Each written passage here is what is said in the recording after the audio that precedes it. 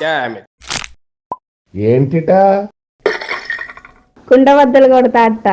నమస్కారం, కుండబద్దల ప్రేక్షకులకి స్వాగతం. నేను గౌతమ్ కాటా. ఈ వీడియోలో నేను మీతో చెప్పాలనుకునే అంశం, జగన్మోహన్ రెడ్డికి సహకరించిన అధికారులు మొత్తం ఇప్పుడు చంద్రబాబు నాయుడు ఇంటి చుట్టూత చక్కర్లు కొడుతూ ఉన్నట్టు, చాన్న చిరాకు పడకుండా వాళ్ళ గేట్లు పట్టుకొని వేలాడుతున్నట్టుగా చాలా వార్తలు బయటకు వస్తూ ఉన్నాయి. ఇది దరిదాపుగా నిజమే అనే విషయం కూడా తెలిసిపోతోంది. ఎందుకంటే వీడియోలతో సహా, ఆధారాలతో సహా మీడియాలోనే కనిపిస్తోంది.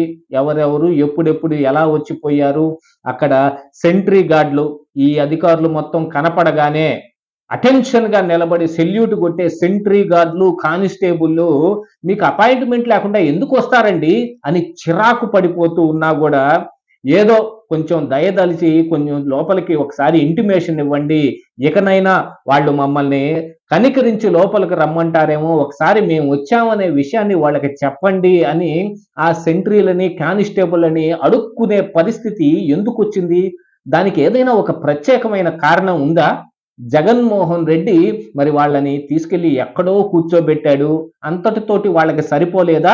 ఇప్పుడు చంద్రబాబు నాయుడు ఈ ప్రభుత్వంలో కూడా వాళ్ళకి ఏదైనా ఇలాంటి పోస్టింగ్లే కావాలా, లేకపోతే వేరే కారణాలు ఏమైనా ఉన్నాయా? ఎందుకంటే ఏ పని ఊరక చేయరు మహానుభావులు అన్నట్టు, జగన్మోహన్ రెడ్డి వచ్చేదాకా ఈ సునీల్ కుమార్ కావచ్చు, పిఎస్ఆర్ ఆంజనేయులు కావచ్చు, సంజయ్ కావచ్చు, ఇంకా చాలా మంది ఐఏఎస్ ఐపీఎస్ అధికారులు అందరూ చాలా న్యాయబద్ధంగా వ్యవహరించిన వాళ్లే. ఎందుకంటే అప్పుడు వాళ్ళకి ఇష్టం లేని చంద్రబాబు నాయుడు అధికారంలో ఉన్నాడు కాబట్టి, ఏదైనా మేము రూల్ ప్రకారం చేస్తాం, చంద్రబాబు నాయుడు చెప్పాడని మేము చెయ్యం, ఆ మంత్రులు చెప్పారని మేము చెయ్యం అనే ఇలాంటి పరిస్థితులన్నీ ఉండేవి. ఒకప్పుడు ఇదే సునీల్ కుమార్ ఏదైతే సిఐడి చీఫ్ గా ఉండి రఘురామకృష్ణరాజు మీద సుమోటోగా కేసు తీసుకొని ఆయన్ని తీసుకొచ్చి సిఐడి ఆఫీసులో ఏం చేశాడో, అదే సునీల్ కుమారు ఈ 2014 నుంచి 19 దాకా ఉన్న ఈ చంద్రబాబు నాయుడు ప్రభుత్వంలో ఉన్నప్పుడు జరిగిన చాలా వాటిల్లో కొంతమంది ఎమ్మెల్యేలు మీద వచ్చిన కేసులతో సహా, ఆ కేసులు ఉదాహరించడానికి కూడా ఇప్పుడు అంత పెద్దగా అవసరం లేని విషయం. కానీ ఆనాడు వాళ్ళ మీద వచ్చిన కేసులు వీటన్నిటినీ వాళ్ళు న్యాయబద్ధంగా వ్యవహరిస్తాం అని చెబితే, వాళ్ళు అక్కడి నుంచి వాళ్ళ ప్రయత్నం చేసి వీళ్ళని పోస్టింగ్ మారిపించుకున్నారు. పోస్టింగ్ మారిపోయిన దగ్గర కూడా ఇలాంటివే కొన్ని చేసి జగన్మోహన్ రెడ్డికి ఉపకరించే విధంగా వాళ్ళు ఆ రోజున చాప కింద నీరులాగా పనిచేసినట్టుగా కూడా చాలా దాఖలాలు ఇప్పుడు బయటకు వస్తూ ఉన్నాయి. జగన్మోహన్ రెడ్డి వచ్చిన తర్వాత ఆయన ప్రాపకం సంపాదించడం కోసం చంద్రబాబు నాయుడుని సైతం అరెస్టు చేయటానికి ఏమేమి ఉన్నాయో మొత్తం వెతికి పట్టుకు రావటం, ఎవరి మీదైతే జగన్మోహన్ రెడ్డి కన్నెర్ర చేస్తున్నాడో ఆయనకి కలలోనైనా సరే రేపొద్దున నేను పలానా వాడికి బుద్ధి చెప్పాలి అని ఆయనలో ఆయన నిద్రపోతూ కల్లో అనుకున్నా కూడా, ఈ సునీల్ కుమార్కో, సంజయ్కో, పిఎస్ఆర్ ఆంజనేయులకో అందరికీ తెలిసిపోయి వాళ్ళు ముందుగానే పనిచేసేసి పోయి భుజం చూపించి శబాష్ అనిపించుకొని రావటం జగన్మోహన్ రెడ్డి దగ్గర. దానికి తగ్గట్టుగా కొంత ప్రతిఫలం కూడా లభించింది అనే పుకార్లు కూడా ఉన్నాయి. డిపార్ట్మెంటల్ గా అప్గ్రేడేషన్ వచ్చిందైతే మనకు తెలిసిపోతుంది. కానీ ప్రతిఫలం అనేది డబ్బు రూపేనో, కొన్ని అమ్యామ్యాల రూపేనో వీళ్ళకి సంక్రమించింది అని పుకార్లు ఉన్నాయి. దాని మీద కూడా ఇప్పుడు డిపార్ట్మెంటల్ ఎంక్వైరీ జరగబోతోంది.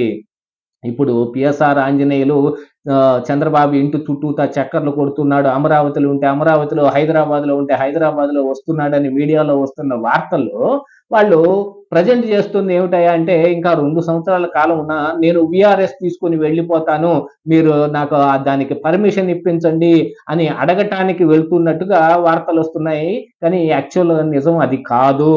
డిపార్ట్మెంటల్ ఎంక్వైరీ జరుగుతోంది. వచ్చిన ఈ 20 రోజుల్లోనే చంద్రబాబు నాయుడు వీళ్ళ మీద ఎటువంటి యాక్షన్ తీసుకోకుండా మెదలకుండా ఉన్నాడే అని కొంతమంది బయటకు బాహాటంగానే చెబుతూ ఉన్నప్పటికీ, ఈ తెలుగుదేశం కార్యకర్తలు కానీ, క్రింది స్థాయి నాయకులు కానీ చర్చించుకుంటూ ఉన్నప్పటికీ, వీళ్ళని ఎందుకు అలా వదిలేశారు అని కొంచెం వాళ్ళ మీద కోపం చూపిస్తున్నప్పటికీ కూడా అసలు చేయవలసిన పని ఏమిటి అనేది చంద్రబాబు నాయుడు చేసేస్తూ ఉన్నాడు అనేది ఇప్పుడు బయటకు వస్తున్న సమాచారం. ఈ పిఎస్ఆర్ ఆంజనేయుల మీద రకరకాలైన కేసులని వాళ్ళు డిపార్ట్మెంటల్ ఎంక్వైరీ జరుగుతుంది. వీళ్ళు కేవలం చంద్రబాబు నాయుడు ఇంటికే కాదు, ఢిల్లీలో ఉన్న క్యాట్‌కు కూడా ఈ రకంగానే చక్కర్లు కొడుతూ ఉంటే, ఆంధ్రప్రదేశ్ నుంచి వచ్చిన అధికారులా మీరు? ఓకే. ఓకే. మీ సంగతి మేము తర్వాత చూస్తాము. మీరిక ఇంటికి వెళ్ళండి. మేము పిలిపించినప్పుడు వద్దురు గానిలే అంటే విచారణకి పిలిచినప్పుడు. యాక్చువల్‌గా జగన్మోహన్ రెడ్డి అయితే ముందు చర్యలు తీసేసుకుంటాడు. ఏబీ వెంకటేశ్వరరావు విషయం అయితే మనం జూసాం. ముందు ఆయన్ని డిస్మిస్ చేసేస్తాడు. టెర్మినేట్ చేసేయండి అంటాడు. ఆయనకి పోస్టింగ్ లేదు పోండి అంటారు. ఆయన మీద క్రిమినల్ కేసులు పెట్టండి అంటారు. అన్ని రకాలు చేసేస్తే ఆయన న్యాయపరమైన పోరాటం చేసుకుంటున్నప్పుడు హైకోర్టుకెళ్తేనో, సుప్రీం కోర్టుకెళ్తేనో కాదని ఆయనకు పోస్టింగ్ ఇచ్చి మళ్ళీ పాత కారణాలనే చూపిస్తూ మళ్ళీ ఆయన్ని డిస్మిస్ చేసేస్తే దాని మీద కూడా ఆయన క్యాట్‌కి వెళ్తే క్యాట్‌లో కూడా ఏం జరిగింది చూసాం. చిట్ట చివరి రోజుకి ఆయన పోస్టింగ్ వచ్చి హమ్మయ్య! చావు తప్పు కన్ను లొట్టబోయిందిరా అనుకునేలాంటి పరిస్థితులన్నీ తీసుకొచ్చాడు. ఆటన్నిటికి కారణం మళ్ళీ ఇదే జగన్మోహన్ రెడ్డే కదా! ఇలాగ జగన్మోహన్ రెడ్డి ఎలా చేశాడో చంద్రబాబు నాయుడు కూడా అలాగనే ముందు అర్జెంట్‌గా వాళ్ళని ఊస్టింగ్ చేసి అవతల పాడేసేయండి. తర్వాత సంగతి తర్వాత చూసుకోవచ్చు అని ప్రజలు అనుకోవచ్చు. కార్యకర్తలు అనుకోవచ్చు. కోపం ఉన్నవాళ్ళు అనుకోవచ్చు.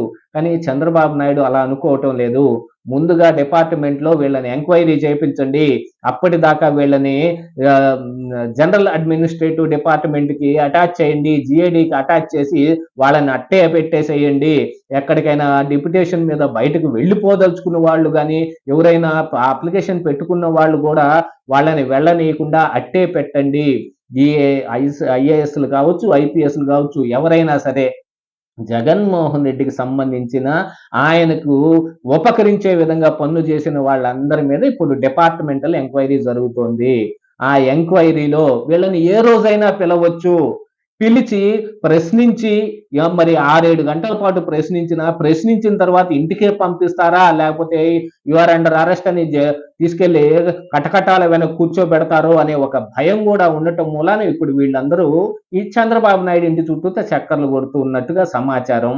దాంతో పాటుగా ఈ పిఎస్ఆర్ ఆంజనేయుల మీదైతే పలు రకాల కేసుల్లో ఫోన్ ట్యాపింగు, ఆ ఫోన్ ట్యాపింగ్ ఆరోపించిన అప్పుడు వైఎస్ఆర్ కాంగ్రెస్ పార్టీలో ఉండి తర్వాత సస్పెండ్ అయ్యి టీడీపీలో చేరి ఎమ్మెల్యేగా గెలిచిన కోటంరెడ్డి శ్రీధర్ రెడ్డి ఈ పిఎస్ఆర్ ఆంజనేయుల సంగతి చూడకుండా వదిలిపెట్టేది లేదు.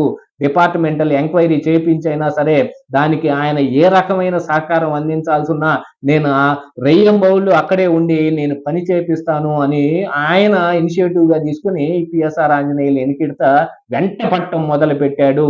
దానికోసమనే ఇప్పుడు ఈ పిఎస్ఆర్ ఆంజనేయులు చంద్రబాబు ఎక్కడుంటే అక్కడికి వెళ్తున్నారు. మిగతా వాళ్ళైతే ఆయన అమరావతిలో ఉన్నప్పుడు వెళ్లి కలిసే ప్రయత్నాలు చేస్తూ ఉన్నారు గానీ, ఈ పిఎస్ఆర్ ఆంజనేయులు ఆయన ఎక్కడికి వెళ్తే అక్కడికి వెనుకెడుతూ వెళ్తున్నాడు.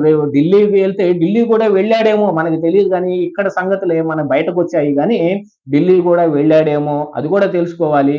ఏది ఏమైనప్పటికీ వీళ్ళందరి మీద డిపార్ట్మెంట్‌లో ఎంక్వైరీ చేసి ఆధారాలన్నీ లభించిన తరువాత మాత్రమే వీళ్ళని అరెస్ట్ చేయటానికి చంద్రబాబు ఒట్టేసుకున్నట్టుగా కనిపిస్తా ఉంది. ఇదే ఈరోజు కుండబద్దలు.